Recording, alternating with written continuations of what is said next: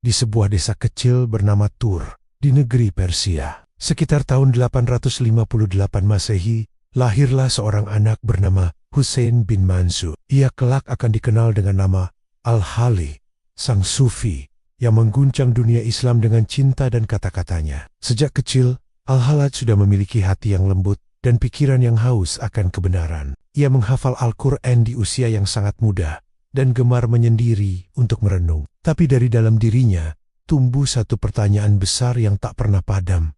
Siapakah Tuhan? Dan bagaimana aku bisa benar-benar dekat dengannya? Pertanyaan itu mendorongnya untuk berkelana. Al-Halaj muda berjalan menembus padang pasir dari satu kota ke kota lain mencari jawaban. Ia berguru kepada para sufi besar seperti Sal Atustari, Amr al-Maki, dan Junade al-Baghdadi. Dari mereka ia belajar tentang tasawuf, tentang fana, tentang cinta, dan tentang bagaimana hati dapat menyaksikan Allah lebih dekat dari urat lehernya sendiri. Tapi Al-Halaj berbeda dari kebanyakan murid. Ia tidak ingin menyimpan ilmu ini hanya di ruang sunyi tarekat. Ia ingin membawa cinta Tuhan keluar, ke jalanan, ke pasar, ke rumah-rumah rakyat biasa. Ia bertanya, mengapa cinta harus disembunyikan? Bukankah Allah Maha Indah dan ingin dikenal oleh makhluknya? Maka ia mulai berdakwah di tengah keramaian Baghdad. Bukan dengan kata-kata hukum yang kaku, tapi dengan bahasa cinta yang menyentuh jiwa. Ia berkata, Tuhan tidak jauh di langit sana, ia sangat dekat. Di dalam hatimu, dakwah Al-Halaj menyentuh hati banyak orang. Kaum fakir dan orang-orang sederhana menangis mendengarnya, merasakan kedekatan dengan Sang Pencipta yang belum pernah mereka rasakan sebelumnya. Namun, di sisi lain, sebagian ulama dan penguasa menjadi resah. Bagi mereka, ucapan Al-Halaj terlalu berani, terlalu dalam, terlalu berbahaya untuk dipahami oleh orang awam. Ketegangan pun mulai menyelimuti Baghdad. Di tengah samudera zikirnya yang mendalam, di puncak ekstase spiritualnya, Al-Halaj mengucap kalimat yang akan mengubah nasibnya selamanya. Ana al-haq, akulah kebenaran. Kalimat ini menggema seperti petir di langit Baghdad, membuat banyak orang terperangah. Mereka saling bertanya, apakah dia mengaku sebagai Tuhan? Apakah dia telah kafir? Tuduhan kesesatan menyebar dengan cepat. Tapi bagi Al-Halaj dan bagi para sufi setelahnya yang memahami, kalimat itu bukanlah sebuah kesombongan. Justru sebaliknya, itu adalah puncak kefanaan, titik di mana egonya sebagai manusia telah lenyap sepenuhnya. Yang berbicara bukan lagi aku, Husain bin Mansur, melainkan Allah yang hidup dan bersemayam dalam dirinya. Bagi Al-Halaj, Ana al-Haq adalah pernyataan tauhid tertinggi.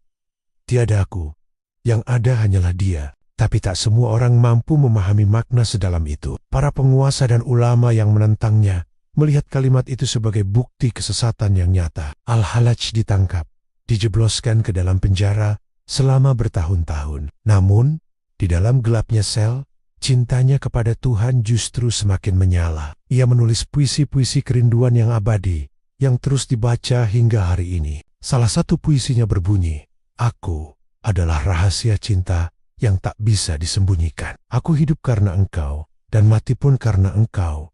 Dia tahu, akhir hidupnya di dunia sudah dekat, tapi tidak ada ketakutan dalam dirinya.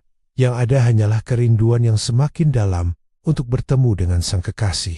Pada pagi yang muram di tahun 922 Masehi, Al-Halaj digiring ke lapangan eksekusi Baghdad. Ratusan, bahkan ribuan orang berkumpul untuk menyaksikan akhir hidup sang sufi kontroversial. Di hadapan massa yang menatapnya, ada yang dengan benci, ada yang dengan iba. Ia masih sempat berkata dengan tenang, yang ada hanyalah Dia.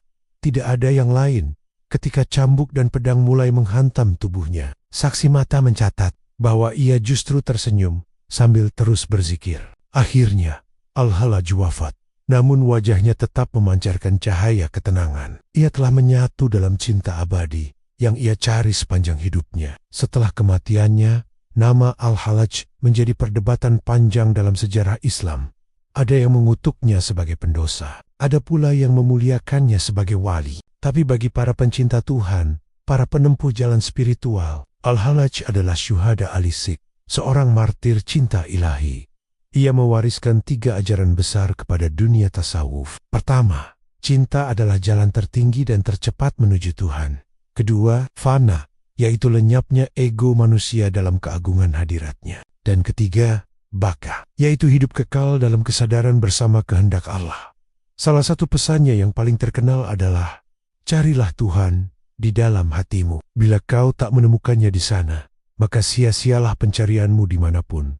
Kisah Al-Hali sejatinya bukanlah tentang kesesatan, tapi tentang kedalaman cinta yang terkadang melampaui batas logika dan bahasa manusia. Ia menunjukkan kepada kita semua bahwa jalan menuju Allah bukan sekadar ritual formal, tapi sebuah perjalanan batin yang transformatif dari ego yang sempit menuju keheningan yang luas, dari keakuan menuju kekasihannya. Al-Halaj memang telah pergi, tapi suaranya masih terus bergema dalam hati para pencari dan pencinta Tuhan di seluruh dunia, membisikkan syairnya yang abadi.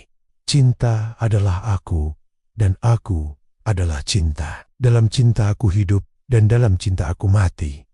Inilah kisah Al-Hali, sang sufi yang disalahpahami oleh zamannya, namun oleh waktu. Ia dikenang sebagai pecinta sejati, sang maha cinta. Terima kasih sudah menyimak kisah inspiratif ini. Jika kamu merasa mendapatkan sesuatu yang berharga dari video ini, jangan lupa untuk like, share, dan subscribe agar kita bisa terus berbagi kisah-kisah penuh hikmah lainnya. Sampai jumpa di video berikutnya.